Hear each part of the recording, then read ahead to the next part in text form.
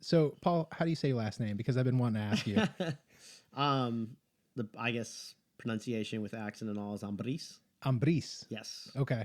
Yep. For some reason, I have you stored in my phone as Ambrose. Ambrose. Yeah. And that's not new at all. You're not the first. You probably won't be the last either. Really? I got a lot of that through school. So even high school. So Okay. Because I think it wasn't until like I saw your email come through, and I was like, oh, oops. yeah. But okay, so Ambriz, what is that? Is that Hispanic or? It is Hispanic. My dad is Mexican. Well, technically he was born in the U.S., so he's American, but was raised in Mexico. Okay. So his mother, my grandmother, and my grandfather moved to Texas to farm some land, just so that he could be born in the U.S. And then about 6 months after he was born, they moved back to Mexico. Really? The city they're from. Yep. Okay. Yep. And so obviously he went back with them. So he was born an American citizen, but grew up in Mexico. Correct. Yep. When did he end up coming back over to the U.S. or? Oh, when he was 18. Okay. Yeah. Nice. It was. I guess that's probably where I get my adventure side from. He wanted to go out and do things and just see different things and just not live in the same town that he grew up in. Yeah. So at 18, he said that he asked his mother for his birth certificate and walked right across the border. They kind of tamed him for a little bit, and then they had, I guess, some specialist. According to him, they had a specialist come in, look at the birth certificate, kind of ask him a few questions, and then let him go on his way. Yep. Wow. And that's it. Yeah. Okay. So he just came over on his own. On his own. What was his plan? Was he going to farm? He really didn't have a plan. He just wanted to come out, find some kind of job one way or another. I think he had a few friends in Riverside, California, and that's why he chose to go to Riverside, California. Okay. And he started working in a packing factory, orange packing factory. Okay. And then realized he could drive truck and not have to do as much within the factory. So he taught himself how to drive truck, and then bought his own truck, and then basically opened up his own business. And did he do like long haul trucking? No, he did just just oranges. Okay. And then he finally transitioned over to hauling hay. Okay. And so during the summer when I was in high school, I grew up in a pretty rough neighborhood. So if I wasn't going to summer school, I was with my dad. Yeah. And I was up late nights with him, helping him haul the hay, like move it, position it, then dropping it off. So this is in Riverside? Some of it was Riverside. Some of it, we would load hay from Blythe and then bring it to Riverside. Okay. So we were traveling within the state a few hours, but nothing too far. Yeah. But yeah, That's cool. he taught himself how to drive truck, and then I guess met my mom at a dance hall. So, and then the rest was history. The funny thing is my dad understood English but couldn't speak English very well. My mom her family's from California, from when California was part of Mexico. Okay. But she understood Spanish, but really couldn't speak it so well. So I would have loved to have been there to see them, trying to communicate. How did they hit it off? I don't know. They were just at a dance hall that my aunts drug my mom to. Yeah. Because my mom wasn't really someone who went out a lot, and they got along well. I mean, they dated for several years and then got married. So okay. Yeah, nice. It worked out well. Are they still together? They are. Dude, yeah. That's awesome. Yeah, I mean, I'm 43, so they waited 5 years to have kids, so they're 48th year of marriage. Wow. Yeah, this past year. That's December. Cool. That's cool. Yep. It takes a special breed to be able to stay married to the same person for 48 years. Like, I agree. Yeah. I mean, it's a great thing. But I feel like seeing a marriage last that long in today's day and age is like, you don't see that very often. I think it's pretty, I wouldn't say it's rare, because living in Oklahoma, I see it a lot more, Yeah. From California, you do see it, but not that's what as I was much. thinking in California. Oh, yeah. I mean, I would see people, like my parents got separated when I was, I think I was only like 2, and they separated and then ended up divorcing. But then I was probably like in 4th or 5th grade, and they got back together and got remarried. But then they separated again, like a couple of years later. Okay. And so I grew up in one of those households where I was just kind of used to not always having my dad around. Gotcha. And I just grew up with my mom and my sister. Yeah. And I mean, not that my dad wasn't around, but he lived a couple hours away, so it wasn't like he was stopping by every day to say hi or something. Yeah. But that's cool that you know so much about your grandfather and his immigration into the States and everything. Yeah. Yeah. So on my dad's side, which is Greek, English, and Scottish, so it's very eclectic. Yeah. But there aren't super great records. Like my wife's done some genealogy stuff, like Ancestry.com, and she's gone back a few generations. But once you go back so far on the Kyrios side, you kind of start to lose records. And one of the issues is that the spelling is so divergent. When you go back, because mine's Kiriokos. Okay. And in Greek, a lot of times they'll scrap the O for an A and do the akis instead of the okis. Was that when? That was probably when a lot of your ancestors were coming up through New York, right? Through Ellis Island. Yeah, through Ellis Island. They changed a lot of names. Yeah. So My dad actually told me a story about how our name used to be Kyriokosopolis. Okay. Or Kyriokosopolis. And that sounds a lot more Greek. I was like, dude, I'm so glad that's not a thing anymore.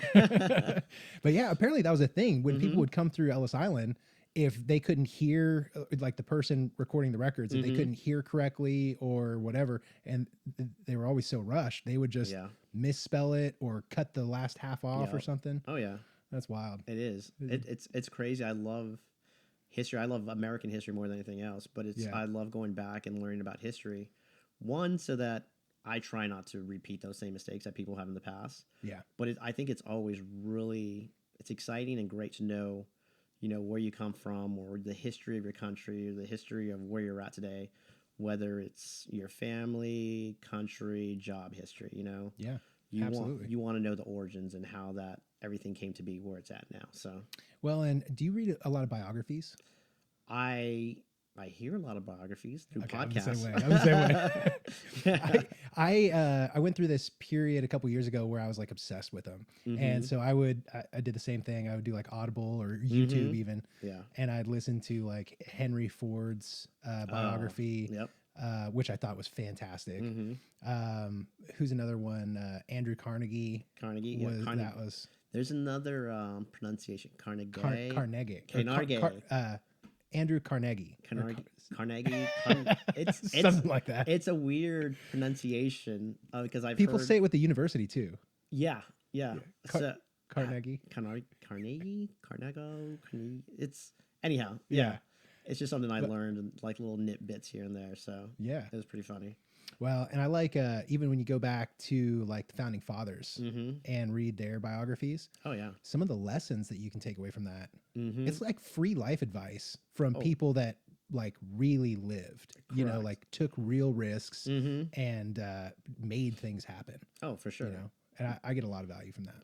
Oh, so do I. I mean, I look at where people started at and where they're at now. For example, he's not a very well-known president, but our second president, John Adams, he was basically a farmer and farmed his own land and, found his way through law school, became a lawyer, then eventually became the vice president and president. It's just like, it all started from humble beginnings. And it was the will to want to do something better, not for himself, but he saw for his family and his country. Yeah. And that was his focus, is try to do better and leave something better for his country. That's cool. Yeah. And that's one of the things I love about presidents that we had back then. Like when our country was first being founded and we were still trying to like piece together the political system and everything, our government was made up of leaders that really like their political leadership was secondary to the primary business that they were running. Like a lot of these guys were farmers and lawyers and well-known business people, or, later in the 20th century, you've got all these financiers that were in and out of Congress and, vice presidency and everything. But I think that's awesome because these people didn't rely on their political influence or their political career for their livelihood. They had other things in their life. Yeah. Yeah. And I feel like that's kind of almost like the military nowadays, where they felt that their, serving their country was an obligation because they wanted to do something better for the country. Exactly. It wasn't something that they had a career path towards. I mean, a lot of them had led towards a political career, but that wasn't their first intentions. Yeah. So it was like George Washington with his, I think if I remember correctly, he sort of pursued his military career was because he grew up and wasn't incredibly intelligent, didn't have means didn't have like a wide network of affluent, friends and family or Yeah. anything. And so his ability to like kind of climb the ladder Mm-hmm. was through the military. Correct. Yeah. Yeah. That's And true. his man, I loved it in his I can't remember if it was his biography or if it was just the or not his. Yeah, I guess it would have been his biography, Mm-hmm. but they talk a lot about his early military career, Oh. which did not go so well. No, it wasn't well at all. It wasn't not good at one all. bit. Yeah, but I think he learned a lot from that. Mistakes that he shouldn't make in the future, which led him to be one of the great generals. He lost a lot of battles, but he won a lot of key battles as well. Yeah. Which was extremely important at certain points in history. Yeah. But for him, I think his biggest achievement or the biggest thing that I take from is that he stepped down as president, and he didn't need to. He needed to show the country that, hey, we have to have term limits. We have to set a standard, uphold those standards, and then let the next person come in and do that. He didn't want the same thing that was going on in Britain at the time as a dictator. He didn't want to be a dictator. He didn't want to seem like he was a dictator. Did he actually create the term limit? No, he did not. He just stepped down after 2 years. I think it wasn't until was it Theodore Roosevelt when he had like three. He was nominated 3 times and was in office 3 times. I think on his 4th one. Oh, but that was because he had 2 consecutive terms, correct? Right, and then lost, or maybe he just didn't serve or something. He didn't serve like the full 3rd or something like that. But then was reelected for a full 3rd term. So it was that I took that what Washington did as stepping down as president. So just hey, I did what I needed to do. Now it's time for someone else to do it. So. Do you think that like young men today should be required to serve any length of time? My personal opinion, yes. Yeah. Yeah. My dad would agree with you. Yeah, and it's just I growing up in the neighborhood that I grew up in a pretty rough neighborhood in Riverside, California, and there was certain blocks I couldn't walk down, and it was just because of the color of my skin. Really? Yeah. Oh yeah. I mean, there was even being like a Hispanic minority in Riverside, California, you still wouldn't walk down those streets. Correct. Well, it was because there was a huge confrontations between the black gangs and the Hispanic gangs, the Mexican gangs in our neighborhood, and if you walk down certain blocks, you just couldn't do that without running for your life or getting beat up. So, dude, that's crazy. Yeah. So I like to say certain paths I used to take, alleyways, just to get to school and back in high school, that is, and. Did you get in a lot of fights? No. Well, when I was younger, we did. Yeah. It was just the neighborhood kids fighting with other neighborhood kids, but that's just messing around. Just messing around like, boys usually do. Yeah. Man, I kind of forgot my point where I was going towards this. We were talking about the president and we were talking about Riverside, California, streets you wouldn't walk down. Yeah, I think it was before that. I was trying to make a connection to that. I was trying to lead you back to there. I lost my train of thought. Sorry about that. It's hard to bob and weave and then come back to where you started. Yeah, but we were talking about serving in the military. Mandatory military. Okay, yeah. So that's thank you. Military. You just got to take a second. Yeah, so it's kind of funny. In high school, my senior year, I actually ditched the recruiter twice. They called me and they're like, "Hey, we'll set an appointment for this day." I was like, "Yeah, I'll be there," and never showed up. So I think it was a spring break or something. I hear a knock at the door. I'm at the house. I'm taking care of my 3 younger sisters because I'm in high school, senior. My mom's at work, and I open the door up. I don't even look at the window, and there's the recruiter right there. And I'm like, "Hey, how's it going?" Wait, so you ditched him, and I ditched then him he twice. came to your house? Then he came to my house. Yeah. He said, "This isn't how that works, buddy." Unannounced. And I was like, "Hey, how's it going?" And he was like, "Hey, man, you didn't show up twice for our meeting. I figured you just forgot. And so now I'm here." And I was just like, "Okay, you want to come in, Oh, my God. I know you're not allowed. You're not supposed to have strangers in your house, but I felt like I was old enough." He was in uniform. I was like, "Yeah, come on in." And they just started talking to me about the Navy. And I was like, "Yeah, I don't know." And he goes, "Well, what do you really want to do? What is it?" They were trying to get to the meat and potatoes. What is it that I want to do? I was like, "Well, I live here and I want to get out of here. I kind of want to see the world for a little bit." So all these, he opens up a binder that he had created himself. It was kind of his own yearbook through the military. And I saw him just, having a good time in all these different foreign ports.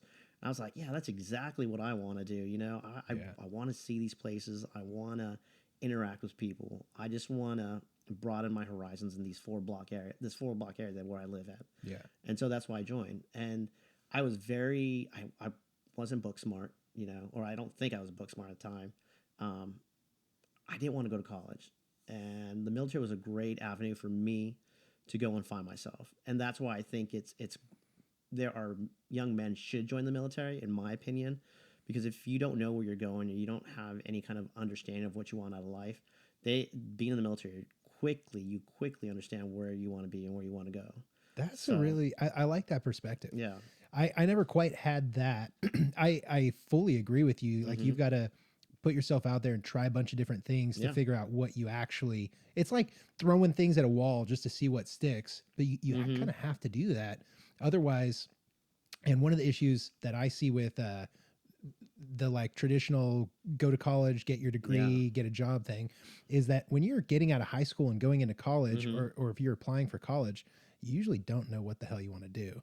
you And don't, yeah, if you do, it's quite possible that you're completely wrong, or oh you yeah, think for that's sure, what you want to do. for sure, But I kind of had to find my way, hmm but I went about it a different way. I didn't go into the military. hmm Instead, I started. I was working for Best Buy at the time, and I got into like retail management, okay, and I like fell in love with sales and training, and like coaching and developing hmm people into better salespeople and teaching them how to talk to people. for sure, yeah, And then thought, yeah, I kind of got exhausted doing that and got burnt out on the retail thing. hmm And I was dealing with a lot of other like depression and things from losing my mom and my sister. And mm. so what that created was this environment where I was like applying for jobs, and I would get it, and I'd work there hmm for like 3 months or 6 months, and I'd be like, I don't like this.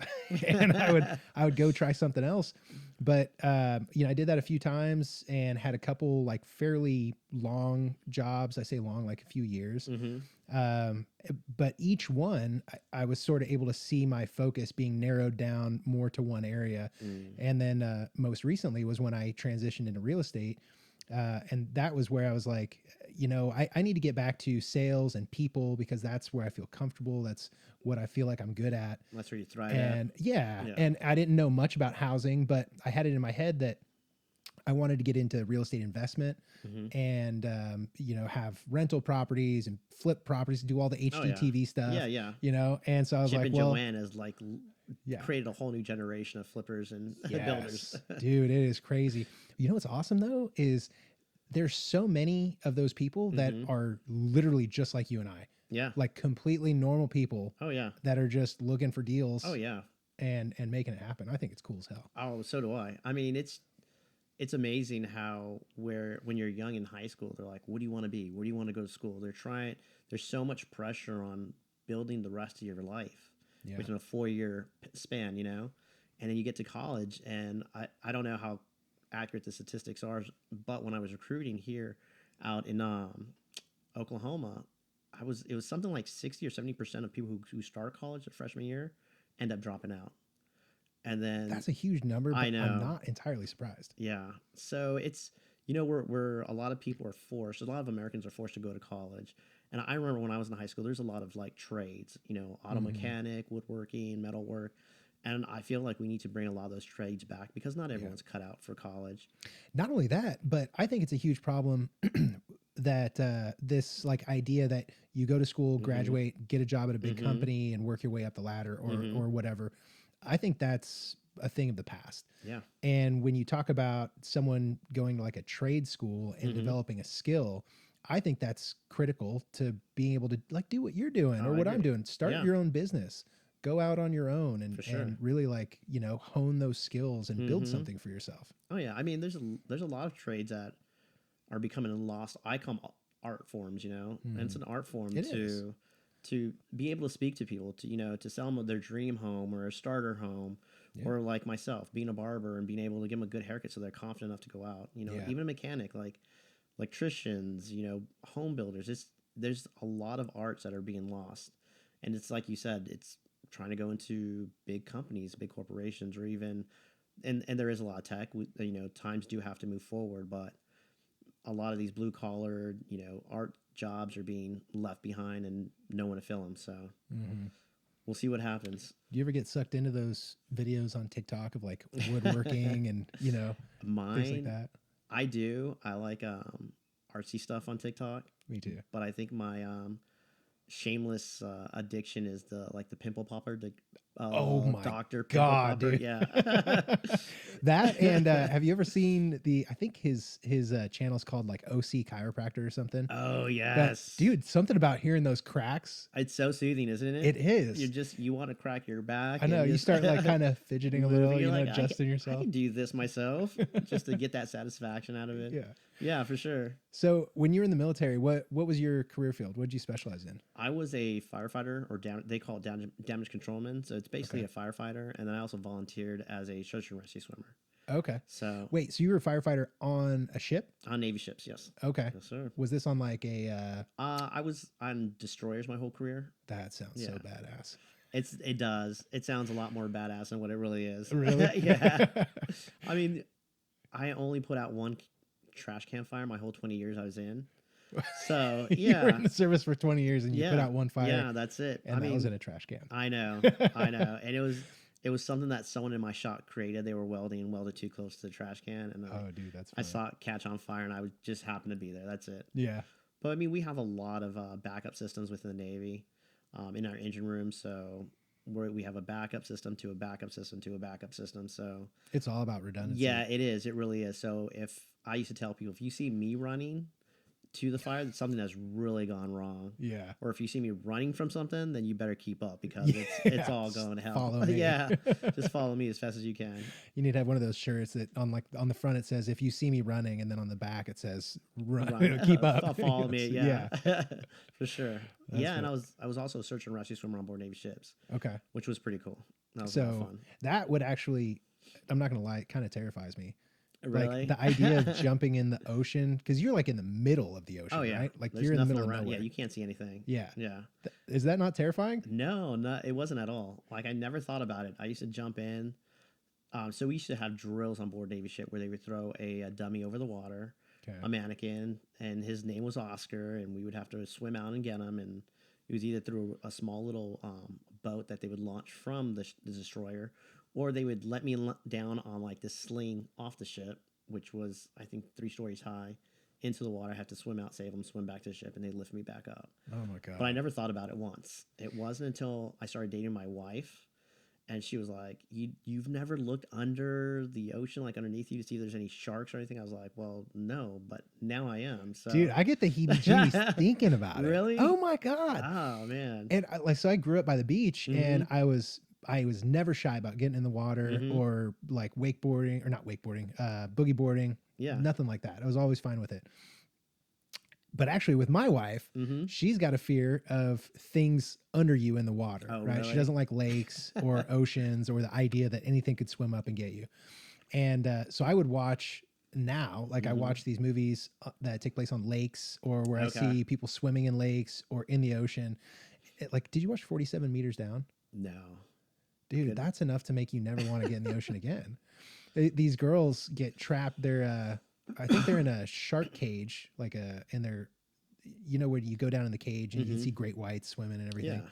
But something happens to the chain that's holding the cage. It breaks. And so they're in the cage and they fall to the bottom. Okay. And so, but then there's like great whites, circling the area and everything. And so the whole movie, they're basically underwater, and they're trying to figure out how to get to the top and then get saved. Oh, wow.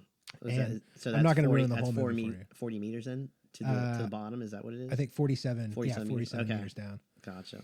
Makes sense now. Yeah. Just, you're going to. So you never watched Shark Week or any of that stuff? Oh my God. I actually, I love Shark Week. I think it's great. And it just reinforces my wanting to never get in the ocean. Oh man. Maybe it was the confidence that there was a destroyer ship with people armed that could save me if need be. So I saw a video once where they were in the middle of nowhere, and before these guys jumped in, there were a couple guys up top with guns, and they blasted into the water and then these divers like dove off in. Is Oh, that something you do? no, we didn't do any of that, but we definitely had a few riflemen on the ship Yeah. just in case there was a shark Yeah. that they could shoot or possibly shoot. I don't know They what would they would just stand do. guard. Yeah, I think they were just there to build my confidence, really. That's it. I mean, if a shark gets a hold of you, I I mean, mean, you're gone. yeah, you're gone. Yeah. Yeah, especially on a small ship like that. Don't worry, Paul. We got We you. got the 50 cal. Yeah, I know, right? Probably not going to get the shark until after No, it gets you. exactly, right? Yeah. Maybe the 50 cal might get me before it gets the shark. Hopefully. Depending on who's firing it. Yeah. So. Man, I was in so I think I had told you not on air, but I used to work in feature film production. Hmm. And so the very first show that I got as a unit production manager was in Cape Town, South Africa, Okay. which is notorious for their great white They are, population. yeah. And Almost as notorious as Australia. yes. Yeah. Yeah. Well, and that makes sense because the southern tip of South Africa is Mhm. right there.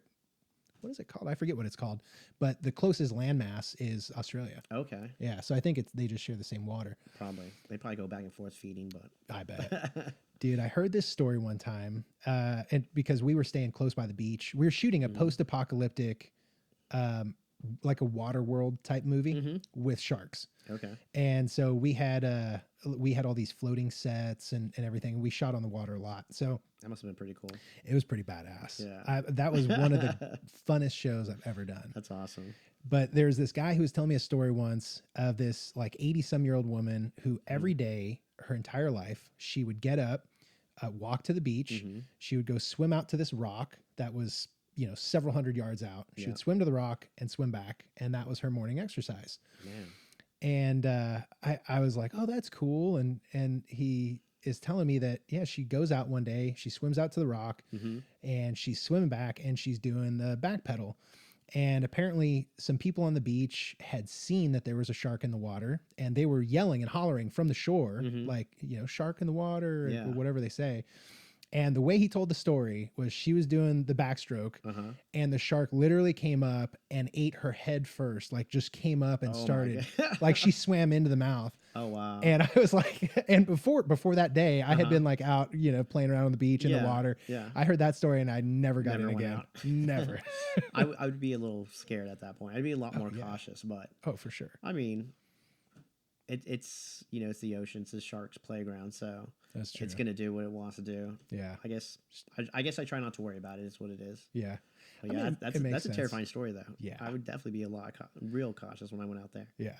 That's kind of a superpower. You said you just try not to think about it Yeah. because when you do like just focus in Mhm. on things like that, or like if you focus in on the negatives in life, Yeah. it'll control you, Oh, for sure. and I think it, like actually stories like that Mhm. affect me so much that I'm like, I'm not going to go in.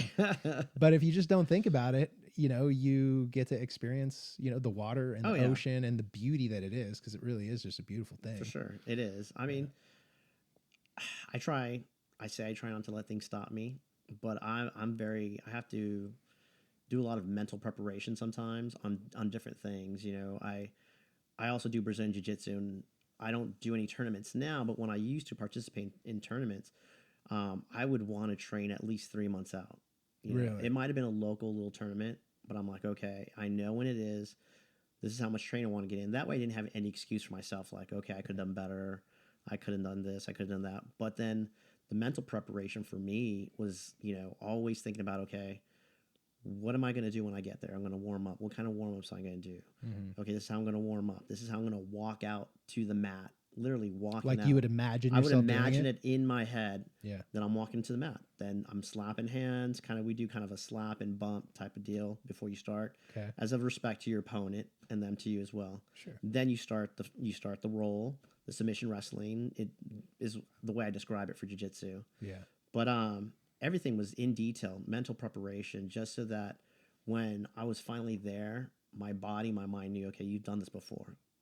You're calm, you're relaxed. Just get it done. Yeah. So, and I do that a lot with a lot of different things. Cutting hair. Yeah. I look at who I have on the schedule. Okay, this is going to be good, or we'll see what happens. And So will you look at your schedule ahead of time, and you know, like, okay, here's my 9 o'clock, and Yep. you think about, okay, Yeah. that's what this is going to be. And you kind of picture everything yeah. you're going to be doing. For sure. Yeah. Or I'll count how many appointments I have for the day, and I'm like, okay, this is going to be a short day. It might be a long day, but then a short day end up usually being long days, people walking in. So Yeah. it's just a mental preparation for me. And I do that a lot with anything. So, Yeah. or with everything, I should say. I think it's super important.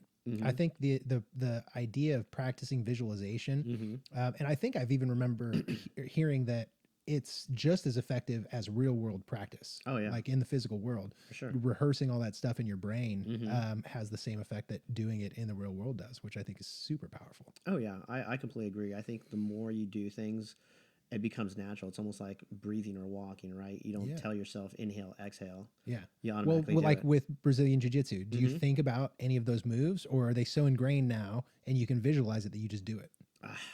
I mean, I know what I want to do, and I think I just drill them to, I wouldn't say to a T, but I drill them so much that my proficiency level would hopefully be better than the other person. Yeah. And then my training partners would probably give me enough looks to know that, okay, if he moves this way, I'll move that way, and then eventually get to my goal, which was the move I wanted to do to begin with.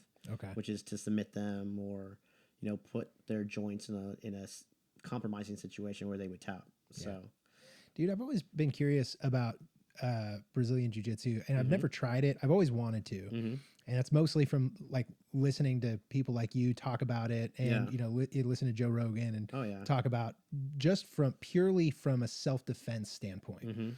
And I'm a big guy, and I try not to get into fights. I don't like confrontation at all, but I've always, like, I did a little bit of kickboxing years ago, like for a few months. And do you think that was enough for you? Like, no. If you were to get into a fight, if you were backed into a corner, you had no way out, do you feel like you could adequately defend yourself? So here's the thing. I think, one, I know I would do everything that I could to avoid getting put in a corner. But if I was, I think I'd have to rely on my size. Yeah. And just like sheer strength, because I don't have the moves to be able to submit someone. Yeah. So I would be left to using physical strength to dominate my opponent, which I know doesn't always work, because I mean, I could be up against some dude that's 5'6", and if they know how to grapple, I mean, they can take me down. Oh yeah, but and then I think also, like you said, you're relying on your strength, right? Yeah. And if you don't know how to use your strength accordingly, you could exhaust yourself within seconds. That's true. And then you're left helpless. You're not gassed. being able. Yeah, you're gassed. You don't know what to do. You don't know how to do it because, like you said, you haven't had that self defense. Yeah.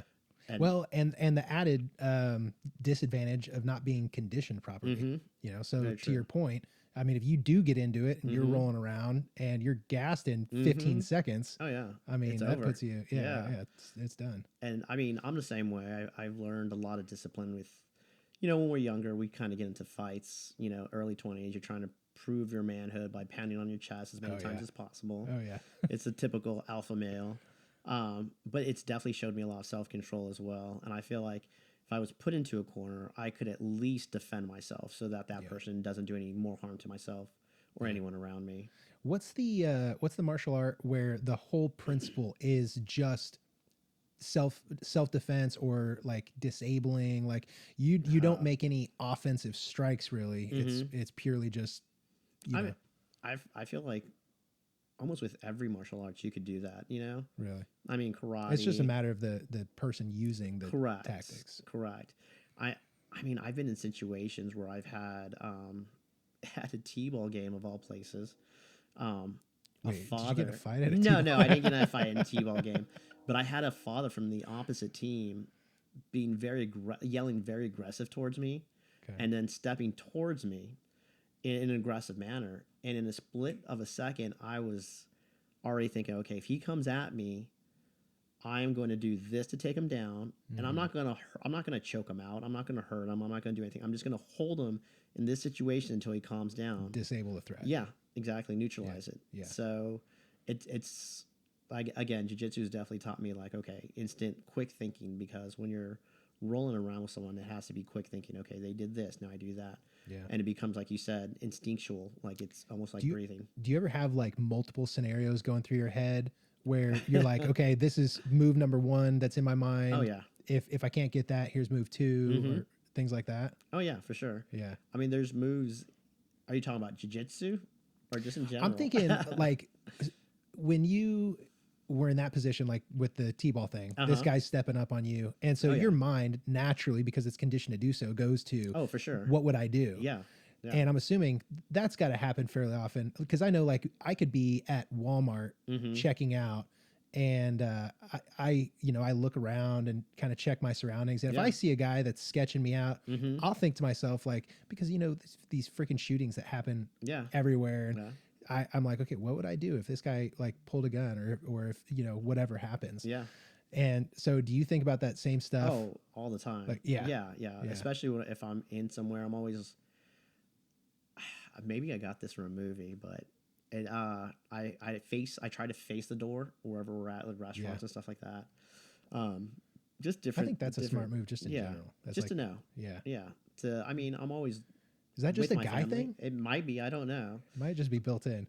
It might be. I feel like I sometimes- got it from a movie somewhere. Like always facing the door. Always like how to be a man or something like that. Like never let the woman stand on the side of the sidewalk where it's a street. Like you're always on the between you and your family and the street. So, exactly. Little things like that. I wonder if that is like environmental conditioning or if it's just something that as a male you just think about. Because I do the same thing when my wife and I are walking like downtown or something. I'll almost instinctually, I kind of like step behind her and push her over to the side that's on the inside. Yeah. If she's on the outside. And it's funny because sometimes, to your point, we go to restaurants and she'll sit down facing the door, and I kind of look at her, and immediately she's like stands up, goes to the other side. Yeah. and Oh lets yeah, me for sit sure. down. And I mean, it could be something maybe how we were brought up. I think it's the way you were brought up who taught you those things. Yeah. And it doesn't necessarily have to be your father. It could just be a male role model within your life that just teaches you those things. And I think instinctually you might pick up on them and then remember them and then use them later on down the line. Yeah. So little tools in your toolbox is what I say. Yeah. Or maybe even like subconsciously remember it. Oh yeah, for sure. Yeah. I mean, I remember my dad opening doors for my mom even while we were in high school, different things like that. So yeah, opening the doors, Do you think chivalry's gone? I think it is. Dude, I see some kids today Mm-hmm. and I'm like, why would you, what are you doing? Why didn't you move out of the way to let this older woman or just Yeah. like Or a woman in general? yeah, I think this happened the other night. So my wife just finished a show and she had a rap party down at the Jones Assembly in the city. Mm-hmm. And she thought it would be cool. So they used every ounce of their budget, like every single penny. That's awesome. And then some. Yeah. And so she was trying to think of ways to get like recoup some of the cost. Mm-hmm. And so at the rap party, her and the guy that was decorating or co-decorating, whatever, they took in all this artwork and they like set it up all over the restaurant, the bar, and everything. Cool. And then they were auctioning it off. Really? Yeah, Oh, which that's was awesome. cool. Yeah. I mean, the idea was cool. Yeah. But anytime you like get a film crew who's like intoxicated and you ask them to bid on things like that, everyone says like, $100, $120, and then they like just leave before they ever Without pay paying it. it. Yeah. That's But funny. so we were at the end of the night, we were like packing it all up, and I was helping her carry it out. And we go to walk through this door, and there's a guy on the other side of the door, and he was going to open it up to walk through it. Mm-hmm. So he opens it up and then sees that there's a couple of us trying to come through. Yeah. And he like, instead of, opening the door and holding Moving it, out of the way and holding it. Yeah. he literally just like lets go of the door and just goes another direction. Skirts just around you. like right in my wife's face, the door just like, Oh, I'm like, what the man. hell, man? Yeah. You could have just held it open. Yeah, no, But- I see it all the time. Yeah. Like you said, I mean, different examples, even restaurants we go to, different places, Mm-hmm. And I have two younger sons, 7 and 5-year-old. Anytime they're with me and I see someone come to the door, I have them open it. I'll open it up because sometimes the doors are heavy. Sure. And I'll have them just stand in front of it. And they'll say, after you, I'm trying to teach them how to be gentlemen, Yeah. and I'll have them say like, have a great day, or, little things like that. Yeah. I want them to learn young, so it becomes ingrained. That way it becomes habit, but also that's meaningful to them. Yeah. So, Dude, I think that's super important for kids, especially young men, oh yeah, to have someone like that that's Mm-hmm. literally living that role model for sure. you know, Oh, yeah. and showing them here are the, you know, foundations of being a good man Yeah. in today's society. Yeah. And open a door for someone. you Right. know? Exactly. Little things like that. Yeah. I just think that today's, I don't know, you know, I say it's a lack of like males stepping up to the plate and actually showing younger, you know, younger males how to be men. You know, there's never that transition from manhood or from being a boy, teenage boy, to being a man. Like you turn 18, you're like, okay, I guess I'm a man. You know, but there's not a tradition or any kind of transition for males. You know, for women, you know, I think what is it, Sweet 16, where you become a woman now and you're presented to society, but we don't have that for men. You know, it's kind of like, okay, what do I do now? Well, they used to, right? When you go back however far and back to like tribal periods, there was a rite of passage. Yeah. And depending on what part of the world or what tribe, there would be different things that they would do. And I remember listening to an audiobook, or maybe it was a podcast, it was something where they're talking about this. And one of the things in this African tribe was they would send the boy when he reached a certain age out to hunt a lion. Yeah, I've heard that. Yeah. Yeah, he would have to hunt and like return a part of the lion or something. You know, he'd have to bring it back. Yeah. And in order to become a man in the tribe, that's what you would have to do. And when you think about it, like, could you imagine sending your 18-year-old kid out to hunt a lion? And I guarantee you they weren't even 18. They were probably like 14. Yeah. Can you imagine sending a 14-year-old? No, on their own? Yeah. But I'll tell you what, that They did it. he came back a man. Yeah. Or sure. or he didn't come back. Well, yeah. But and I mean that sucks. But yeah, I mean that was really, there was a rite of passage. And when you did make it through and you came back like triumphant, man, what did that even do for like self-esteem? Oh yeah, and for sure. I'm sure like secured your place in the community. Probably there would be a story that you would come back with that would, you know, define you within your community and your role within. I mean, yeah, but for sure. Yeah. I mean, I think about that a lot with my boys. You know, I have two boys, like I said, 5 and 7, and there's certain things that I want them to learn at certain ages, so that they learn how to like hunt on their own. They know how to fish on their own. They know how to start a fire on their own. And I know there's Boy Scouts and Cub Scouts to help them do all that, but I want to do those things with them. I think it's just something that they'll remember. I'll remember, and it's almost like little transitions. Okay, now I'm a man because I'm this. Maybe I'm 25% man now because I know how to fish or I know how to hunt, you know? Well, and those are the little things that stack up. And over time, like when they're your age and they take their kids to the lake to go fishing and they're, you know, setting up a lure on a line or something, and they're showing their kid how to do this knot. Oh, yeah. They're going to think, you know, my dad taught me this. Exactly. You know, it's just those little things. And they'll know how to do it instinctually, you know? Yeah. That's the thing. I want them to know how to do things without having to think about it or look at YouTube. You know, exactly. You can learn a lot from YouTube. Don't get me wrong. I love YouTube, but I wanted to be second nature for them. Yeah. So that's cool. Yeah. So when I kind of want to get back to your journey, you were in the Navy for 20 plus years. 20 years and 2 months, but no one's really counting. Yeah. How many days? Yeah. Man, I used to know it all by heart. Did you really? Yeah, I did. Like as the end was coming. Yeah. I mean, the end of my career. I've been in this thing 20 years, 2 months, 2 weeks, and 4 days. 4 days, 3 hours, 70 seconds, you know. Yeah. But yeah, 20 years, I guess after I retired from the Navy after 20 years, my last tour of duty was here in Oklahoma as a recruiter. Okay. So I really got to know admin and Guthrie a lot while I was here, which was great. You know, we came. Wait, did you live in Oklahoma prior to that at all? No, I lived in San Diego. Okay. So your final stop in the Navy is what brought you to Oklahoma? Correct. Yep. What, Navy? Yep. In Oklahoma? Oklahoma. Yeah. Well, there is a Navy base at Tinker. Oh, there is? Yep. Okay. Yeah, an aircraft base. But I wasn't attached to that detachment at all. Okay. Like I said, I was a recruiter out here. For some reason, no one wants to come out to Oklahoma to recruit. Yeah, I wonder why. Yeah, everyone wants to get closer to the ocean. Yeah. But it was the reason why I moved out here was because of my wife. Okay. And my wife is not from Oklahoma. She's from San Diego. So her dad is originally from Oklahoma and Okay. had a lot of family that lived out here in Logan County. And his dad was a pastor, and moved out to California, and then they finally settled down in San Diego. Okay. And he graduated high school in San Diego. He made a career, built a family, a home, everything out in San Diego, and was a postman. And as he was getting closer to retirement, he wanted his retirement to stretch a little bit more. So he moved out here. Yeah. Finally settled down in Oklahoma, well, Logan County, and he lives north of town. But he moved out here 2008.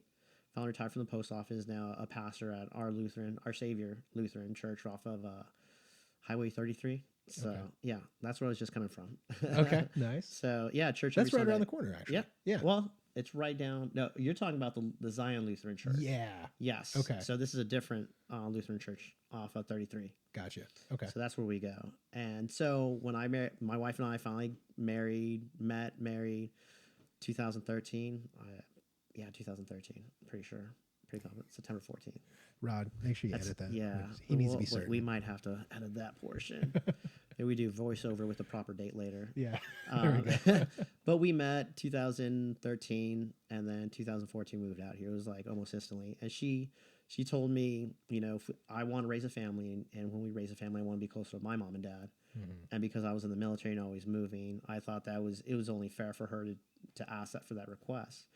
And I was also told long ago by several married men, happy wife, happy life. Yeah. So Yeah. we moved out here, and we don't regret any moment. Like, I can't imagine raising our boys or living anywhere else, especially with, California's kind of crazy right now, but Oklahoma has definitely gave us the freedom and the opportunity to open up my own business as well, or co-owner of a business. Yeah. So And you guys have been open for how long?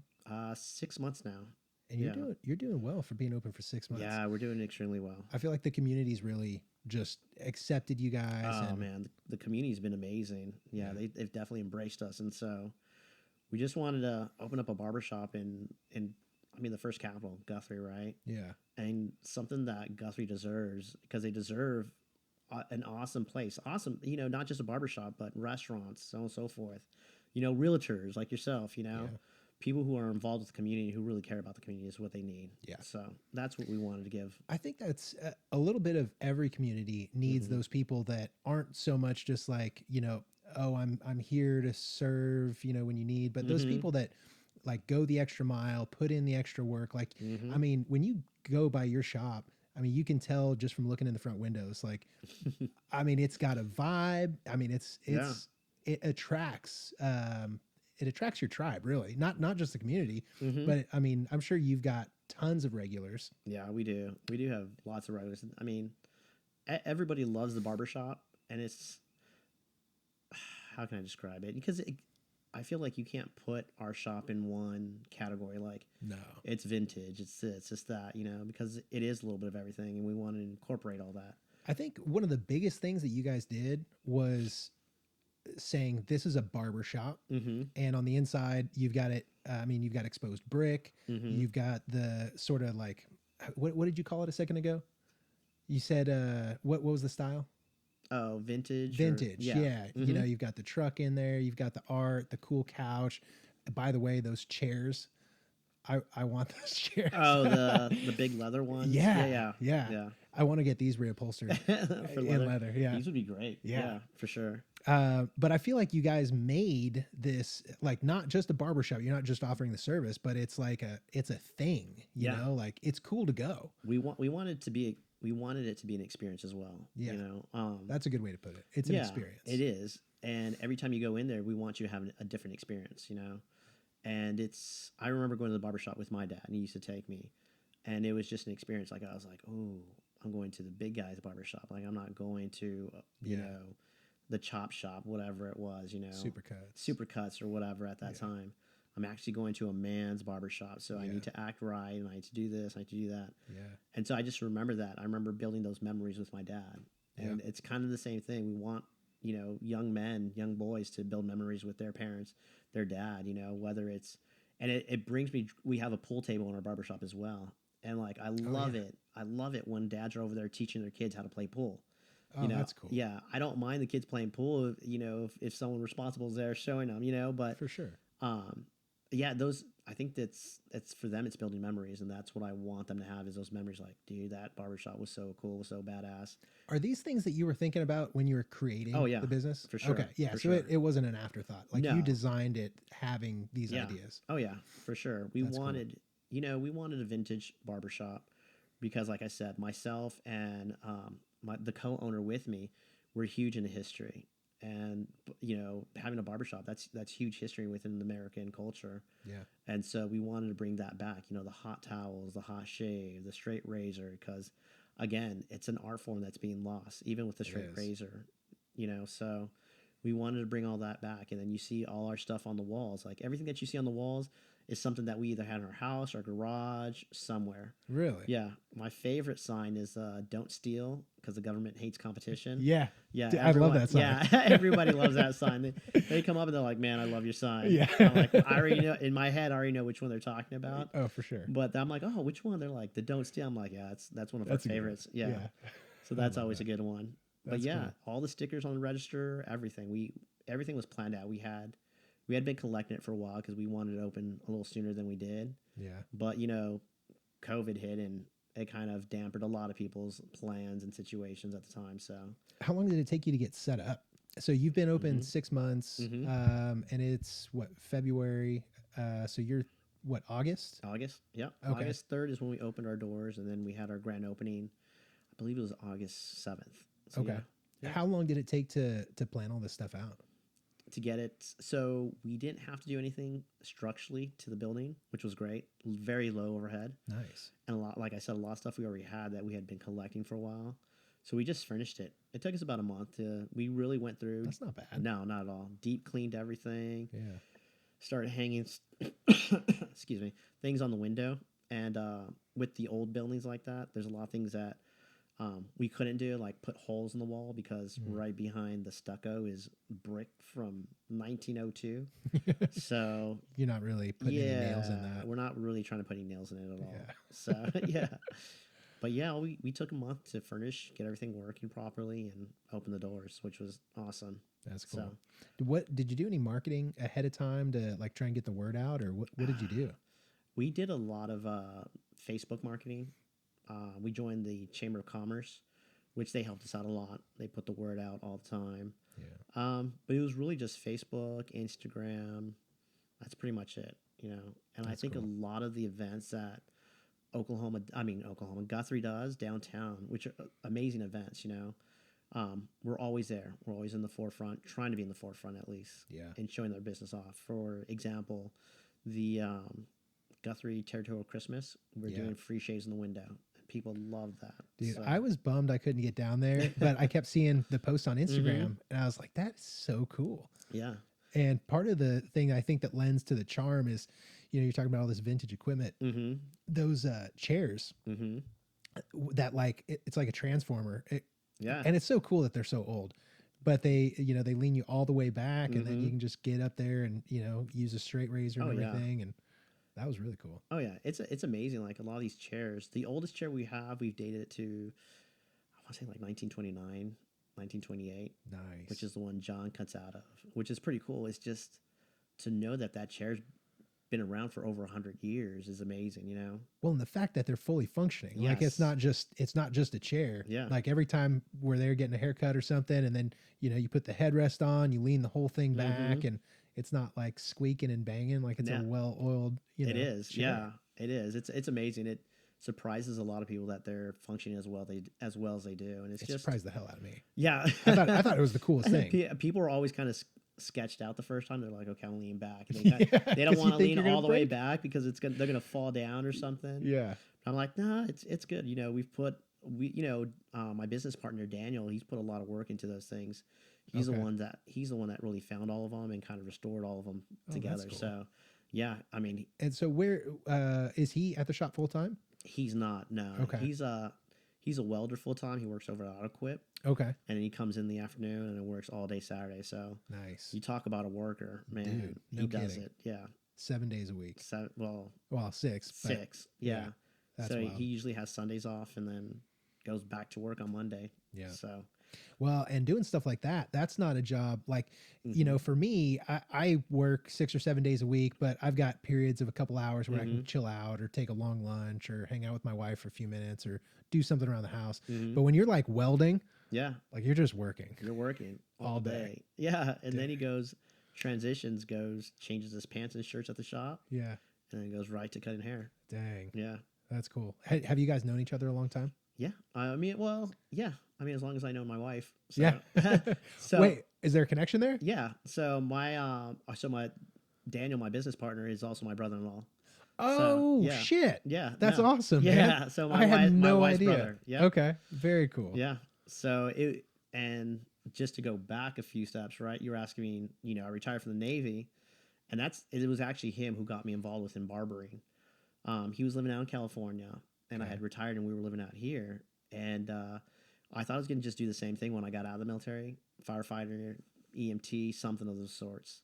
And I actually was at OKCOSU as an EMT, going to the EMT school, doing all that. And I did a couple ride-alongs, and I just figured out that wasn't for me. Yeah. And it wasn't like the stuff like someone shooting themselves or coming to a shot victim or anything like that. It was a lot of like the child abuse is what got me. We'd go to a Did few you see calls. a lot of it? It was I wouldn't say I saw it was like every call, but it was quite a few calls that we went on. More than you would think. More than I thought, more than I wanted to see or Yeah. even hear of. Yeah. And it happens, but when you're faced with it, it's in your face right there and then. It's really hard to deal with sometimes, especially when you have little ones yourself. Yeah, for sure. And mine were, I think, 1 or maybe 2 and 3. So it was really rough to see that happening and know that, oh wow, it could be right down the street. That's so screwed up, man. Mm-hmm. I think about that stuff, or rather, when I hear about it, I think Mm-hmm. about it, and I just think like as a father, because I've got an 8-year-old daughter, Mm-hmm. and I can't imagine a scenario in which you would like ever. Harm a child. Yeah, Yeah, it's crazy. it blows my mind. Yeah, I agree because I feel like kids are so innocent. They're naive in a good way. Yeah, And Yes. when you do stuff like that to them, you take their childhood away from them. yeah, And no one should ever take your childhood away from you because those are the memories that are built so far deep that it's what makes you cry, it makes what makes you laugh, it brings joy to your life. So well, it frames your outlook on things for the rest of your life. for sure. Oh yeah, Like I feel terrible that's a great for way. Yeah, framing your life. Yeah, for Yeah. sure. Yeah.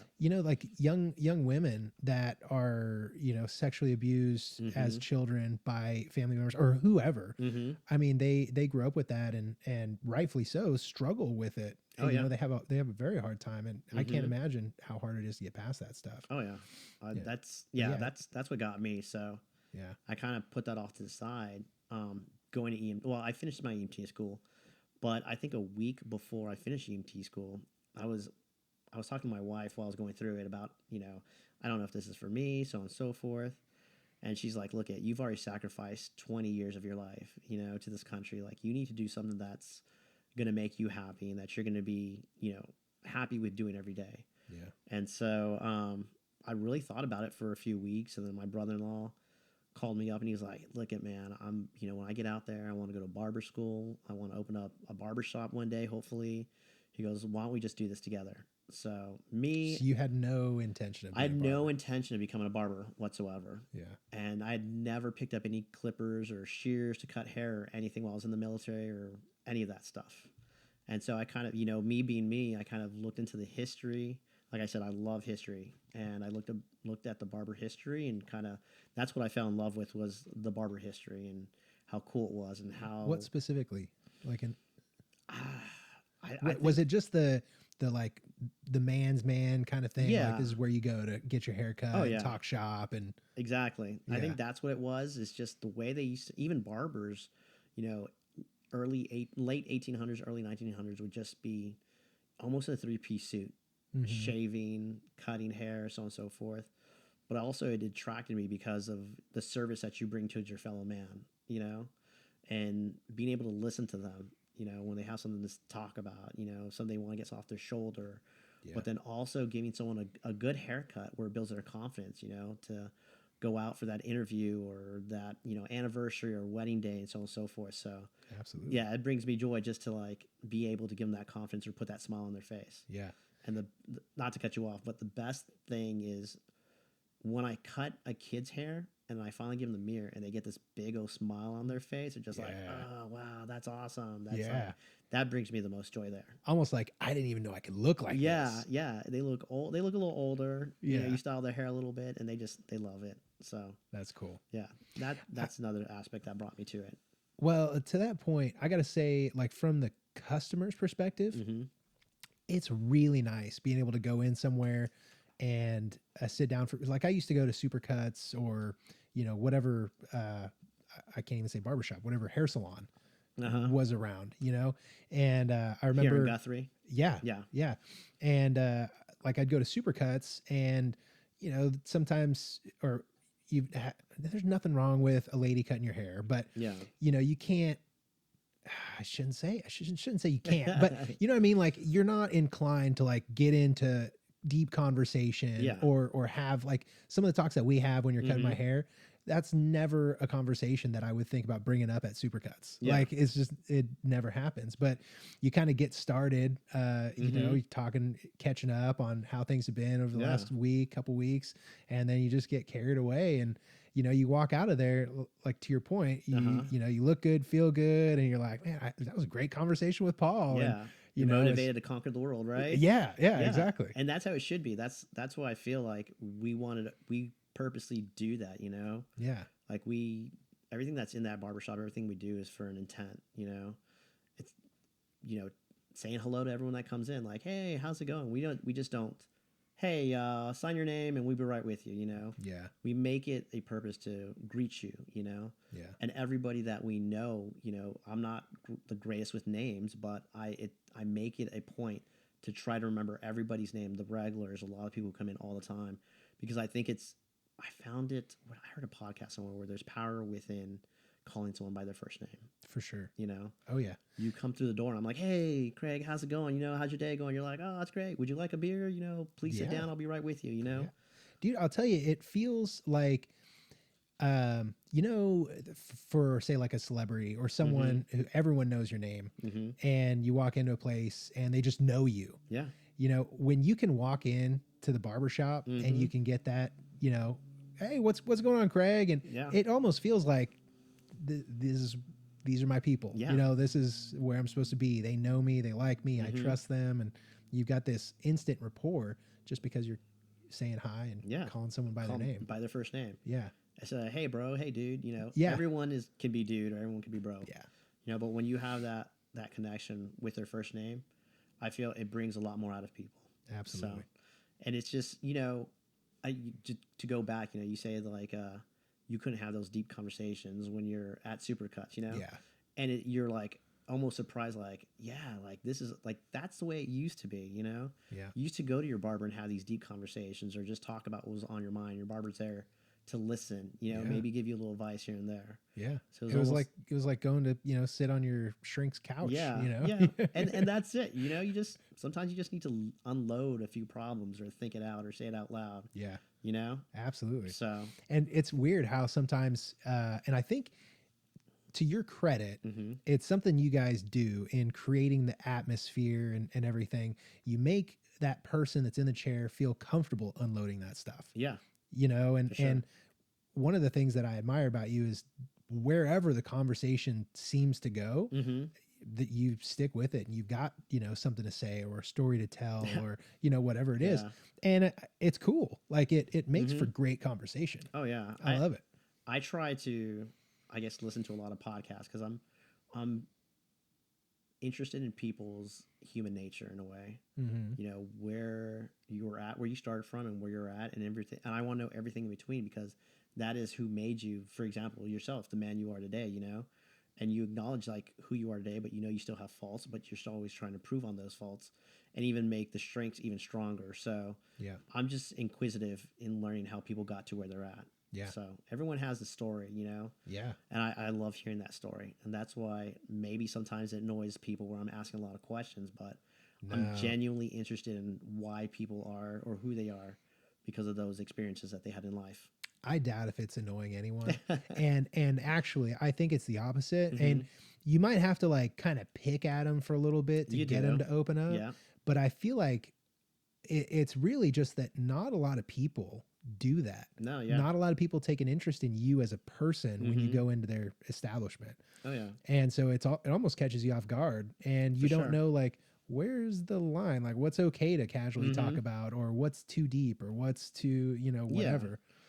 I try to leave that up to my, my client who's there, who's in my chair. I'll ask questions and try to probe to see what might be okay to talk about, because I want you to feel free to talk about anything you want. I don't want you to sit there and be like, well, I shouldn't talk about this or that, Yeah.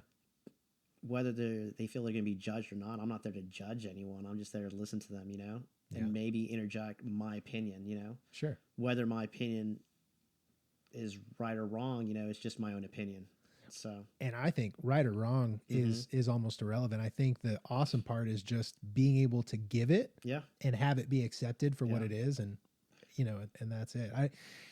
And I think I think in my mind kind of goes to like the political landscape of today. And, you're afraid to say something that you might actually really believe or believe strongly in. And you're afraid to like give that opinion for how the other person's going to take it. Oh, yeah. And I think that this whole thing, talking about conversation can't be understated. Like it's really important to be able to say what you want to say or say how you feel. I agree. And have these conversations. For sure. I love that. It's almost, as I'm thinking about it, it's like the haircut's almost an afterthought. It's like I go there for the conversation. Right. And that's awesome, because those are experiences that you're building those experiences there. Like, okay, I didn't know that, or maybe I should look at this different way, or maybe you just needed to talk to someone to get something off your chest, Yeah. And it's those things like where, as a society, it's like you're afraid, like you said, you're afraid to talk about political things or religion or this or that, or just your opinion, because you're afraid you're going to be crucified off of one thing, For sure. Like you think one thing, so people automatically, we're in a place in society where if you think one thing, you automatically think everything else that goes with that, or related to that in that way. And that's not it. Like, we could have a conversation whether we agree or not.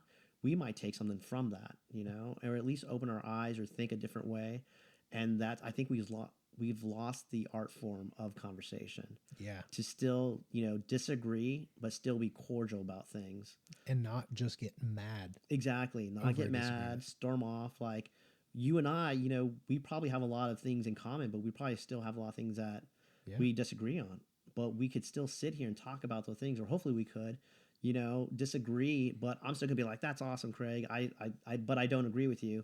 Let's have this beer and go watch a football game, Yeah. Like still be able to do that. And I think a lot of people have lost that, the art of communicating. So. And I think it is an art. It is. For sure. Being able to just carry the conversation and also being willing to give those opinions and everything. But I also think the ability for us to speak, I feel like today is degraded somehow. And I think it is because of all the what do you call it, like a colloquialism or the slang or whatever. Like I feel like vocabulary, the English language is being butchered by a lot right now. It is. I think it is, but it's also I don't know if it's just to me, but I take how people use certain words. Like I try to dissect that word, Yeah. I don't know if people are doing that now, but it's just something I do. If you say something like I'm doing well, which is like, I believe that refers to like your health, So okay. I'm doing well. That's your health. I'm doing good. Or, just certain words I try to look at and try, what is the meaning that's really coming across, Yeah. So, but yeah, a lot of the word is being butchered in a way where you're like, what did you say? Well, yeah. And it almost like hinders your ability to have these, like, if you think of communication as, or conversation as an art, your ability or inability to sit and have these conversations and articulate what it is that's in your head in a way that the other person can receive it and process that data and then respond. Yeah. That's all like all but halted when it's all dude, bro, check it out kind of stuff. Oh yeah. You for know? Sure. And so then I feel like your conversations become more like sound bites and not a deeper conversation that you can get into and actually, get some substance from. Correct. Yeah, no, I completely agree with you. Yeah. So Got sidetracked on conversation. yeah, I know. Where were we at? So what are your plans going forward with the barbershop? We definitely want to add more barbers to the barbershop. I saw your posts. Yeah. So you're recruiting. Yes, Okay. trying to. Nice. Yeah. So How many barbers are you trying to add? right now, just one. Okay. A full-time barber. That's Okay. what we're trying to get. I feel like if we can add another barber, we can take a lot more walk-ins as well, Yeah. which will be great. I think we could, give back to the community a lot more as well. So, Sure. yeah, Definitely. I mean, it's awesome. But yeah, I mean, expand. We're trying to do different things annually, like what we did for the Territorial Christmas. Do that annually. We also, during the Territorial Christmas, we had a Santa Claus who took pictures, right? And it was all donation. It was like a $10 donation. And all that money went to the angel tree over at the sheriff's department, which everything stayed locally. And that was a Nice. big thing for us is, trying to become a lot more part of the community and trying to build a culture within the community. Like this is the barbershop. This is where we want to be a staple within the community because the community has already given so much to us. We want to give back to the community as well. Well, I feel So- like you're doing it. I mean, I hopefully, you've already become a staple. Mhm. I talk to people and, I had one guy after my last haircut, Mhm. he had asked me, I was showing a house in Guthrie and he was like, "Hey, do you know a barber around here?" As a matter of fact, I do. Right. That's awesome. But yeah, you guys are becoming a staple and, Mhm. and I think it's great what you do for the community. And I hope, do you have any candidates that you're not at the moment. It's No? so hard to Yeah. find someone. I don't know if people don't want to work or it's just not enough barbers out there. But yeah, I mean, Are you looking for someone that's a barber like in Guthrie, or were you open to bringing someone in from the city or something, or I think the city might, if they lived in the city, might be too much for them to drive all the way to out drive all the way out there. Yeah. I think the market in Guthrie is underrated. here? Yeah. Surrounding cities would be great. Someone who lived locally would be amazing. Do you have a preference? Like, do you want to keep this person as a male, or are you open to like a female coming in, or what's the vibe? I'm open to a female. For me, it's the personality more than anything else. Yeah. I feel like we have something really special going on, Yeah. and we want to keep it like that. Yeah. They have to jive with myself, Daniel, and John, the other barber who works there, Yeah. and just I don't want to say it's like the three amigos, but we kind of are. We kind of look at each other and okay, it's time to go to work, or we need this or we need that. So it's a strong, I guess, brotherhood in a way right now in the shop, and I just want someone that's going to be able to jive with that as well. Yeah. So, but yeah, I mean, adding a few barbers, maybe in the future, prop up another shop somewhere, and if that shop does come up, I would want it. We would want it to be somewhere like Guthrie, right outside the city, 30 minutes out, where they deserve to have a great barbershop, with great conversation, and, be able to hang out and drink a beer whenever they want to. Dude, maybe one day in the future you'll be franchising these babies or something. Yeah, I know. Hopefully. And I hate to use the word franchise. I know, 'cause it sounds bad. It sounds like so super cuts, Yeah. But yeah, I mean, You could do it right though. yeah, I think we could, and make each one unique in its own way. Yes. So Yeah. not just a cookie cutter For sure. print. So we'll see what happens. Well, dude, I think we ran a little long, but it was really great to just chat with you, and Same here, man. thank you It's for amazing. coming on. I really Thank you. appreciate it. It's been great, Yeah. and good luck finding someone. I appreciate it. If I hear of anyone that is a barber or Yeah. might be interested, I'll definitely holler. For sure. Cool. Cool. All right, man. Hey, man. Well, Thanks again. Appreciate it. Thanks for having me again. Absolutely.